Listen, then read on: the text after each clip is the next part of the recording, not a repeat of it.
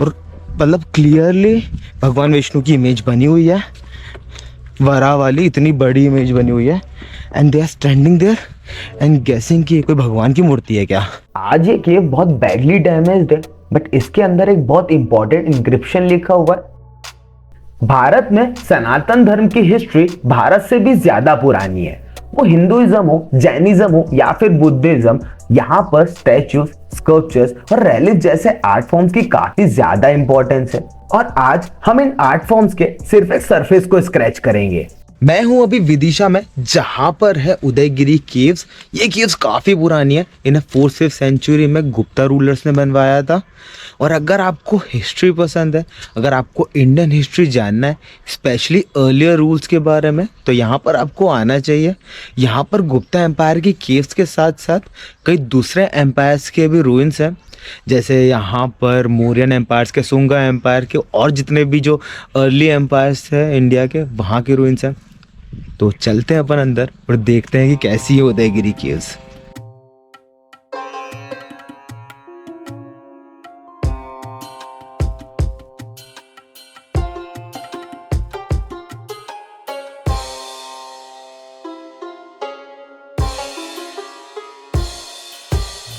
Caves के opposite side पर एक गार्डन है, जहाँ से आपको टिकट लेना पड़ता है अंदर एंटर करने का।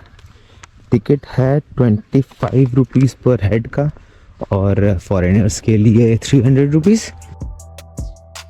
उदयगिरी केव्स सांची स्तूपा से 9 किलोमीटर दूर है। यहाँ पर 3rd से लेके 5th सेंचुरी तक के रॉक कट केव्स और आर्ट हमें देखने को मिलते हैं। यहाँ पर गुप्ता और मौर्यन एम्परर्स का इन्फ्लुएंस तो डेफिनेटली है, बट ये जगह एक सेटलमेंट जोन भी हुआ करता था, जहाँ पर अलग अलग टाइम पर अलग अलग ट्राइब के लोग रहते थे। तो ये ना बहुत बड़ा पहाड़ है, जिसके पत्थरों को काट काट के केव्स बनाई गई है। यहाँ पर टोटल 20 केव्स हैं, और सारी केव्स नीचे वाली साइड पर है।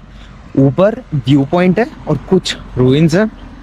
अब इन 20 में से जो 18 केव्स हैं वो डेडिकेटेड है हिंदुइज्म को, और जो 2 केव्स हैं वो डेडिकेटेड है जैनिज्म को। यहाँ पर बहुत अच्छा पाथवे बनाया हुआ है, जिस पर वॉक करते हुए आपको पूरे ट्रेल से सारे गुफाओं को देखते हुए आगे चलना होता है, और आप राउंड करके वापस जो एंट्री पॉइंट है वहाँ पे आ जाओगे।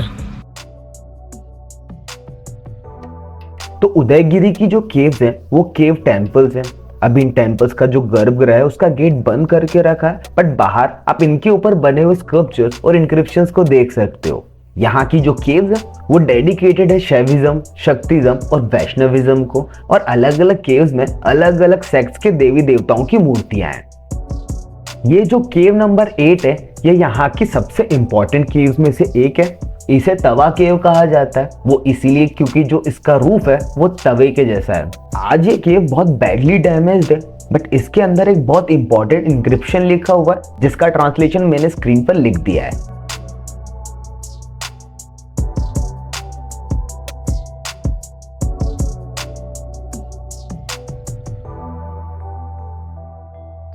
ये यहाँ की सबसे इम्पॉर्टेंट केव्स में से एक है। ये 6 नंबर वाली केव है, जिसका नाम है सनकनिका। यहाँ पर इस नाम से एक ट्राइब रहती थी, और उस ट्राइब के लीडर ने यहाँ पर एक इंक्रिप्शन लिखा है, जिसमें उन्होंने चंद्रगुप्त 2 की जीत के बारे में लिखा हुआ है। दूसरी केव है इसके पास, वो है केव नंबर 7, जिसमें वरा की एक बहुत बड़ी इमेज बनी हुई है, और उसमें उनकी और भूदेवी की एक माइथोलॉजिकल स्टोरी के बारे में बताया हुआ है। तो स्टोरी के अकॉर्डिंग भूदेवी, जो कि अर्थ का रिप्रेजेंटेशन है, एक बार उन्हें दैत्य हिरण्यक्ष ने किडनैप कर लिया, और वो कॉस्मिक ओशन में डूबने वाली थी।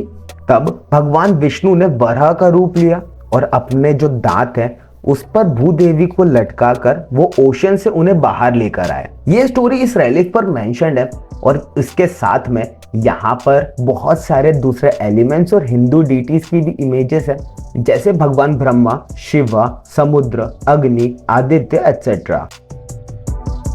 यहाँ से आगे हमें और केव्स देखने को मिलती है, जिसमें हमें बहुत सारे रॉक कट स्कल्पचर्स दिखते हैं, जैसे म्यूजिकल इंस्ट्रूमेंट्स और म्यूजिशियंस के। उसके आगे कुछ हिंदू और जैन केव्स हैं। इनकी वॉल पे बहुत खूबसूरत डिटेलिंग है, बहुत कुछ लिखा हुआ है जो कि हमें तो समझ नहीं आएगा, but it is nice to see कि इंडियन लिटरेचर अपनी अर्ली स्टेजेस पर कैसा था। ये यहाँ की एक और इम्पॉर्टेंट केव है, जहां पर भगवान विष्णु शेषशाही विष्णु के अवतार में है।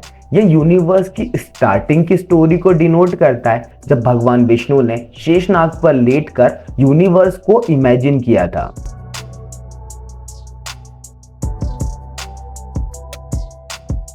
यहां से आप इस पहाड़ के ऊपर आ सकते हो।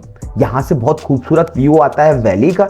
तो अगर आप चाहो तो यहां पर आप अपना थोड़ा टाइम स्पेंड कर सकते हो, नहीं तो फिर आगे आप प्रोसीड कर सकते हो। तो मैं आ गया हूँ इस पहाड़ के ऊपर एंड ऑनेस्टली यहाँ पे चलना बहुत पड़ता है यार, क्योंकि जगह इतनी बड़ी है ना, उसको कवर करने में टाइम लगता है। And another thing that I would like you to know कि यहाँ का जो वॉल्स है उसके ऊपर स्पेशली ध्यान देना, क्योंकि वहाँ पर है ना बहुत सारी डिटेल्स हैं, बहुत कुछ लिखा हुआ है। And I have seen a lot of people जो यहाँ पर आते हैं वो लोग उन चीज़ों को नोटिस नहीं करते।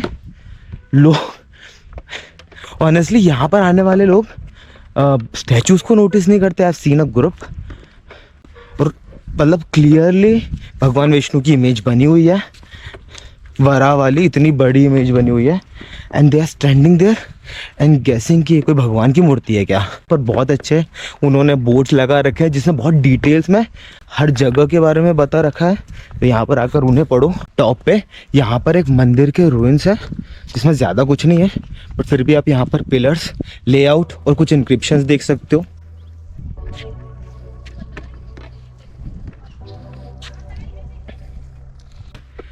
अब प्रोबेबली इसके बाद से नीचे ही जाना है, और यहाँ से जहाँ से हमने एंट्री करी थी नीचे हम लोग वापस से गेट के पास में आते हैं, जहां पर 2 और केव्स हैं। ये केव्स काफी ज्यादा इंटरेस्टिंग है। ये केव डेडिकेटेड है शैविज्म और शक्तिज्म को। इस केव का नाम है अमृत केव, वो इसीलिए क्योंकि इसके बाहर हमें एक इंक्रिप्शन मिलता है जिसमें समुद्र मंथन की कहानी बताई हुई है। केव के बाहर हमें बहुत सारे पिलर्स देखने को मिलते हैं, और हर पिलर पे ब्यूटीफुल कार्विंग और इंक्रिप्शंस हैं। ऑल्दो यहाँ का गेट खुला नहीं है, बट इस केव के अंदर एक बहुत यूनिक शिवलिंगम है। केव के बाहर बहुत इंटरेस्टिंग से स्कल्पचर्स है। यहाँ पर चंद्रगुप्त II का एक स्टैचू है जिसमें वो भगवान शिव की पूजा कर रहे हैं। ऑल्दो वो स्कल्पचर आज डैमेज हो चुका है, बट आप उसे यहाँ पर देख सकते हो। ओवरऑल जगह बहुत अच्छी है। अगर आपको हिस्ट्री पसंद है तो you should definitely visit here, और अगर आपको हिस्ट्री नहीं पसंद है, आपको बस इन जनरल देखना है, तो आप इस जगह को सांची के साथ में क्लब कर सकते हो, तो फिर वो ज़्यादा वर्थफुल रहेगा। नहीं तो if you want to spend a good time having panoramic views और इतनी ग्रीनरी के साथ में कोई पिकनिक बनाना है आपको, तब भी आप यहाँ पर आ सकते हो। बट हाँ, अगर आपको हिस्ट्री पसंद है और आपको डीप इंटरेस्ट है हिस्ट्री में, तो this place is for you. Definitely आपको यहाँ पर आना चाहिए।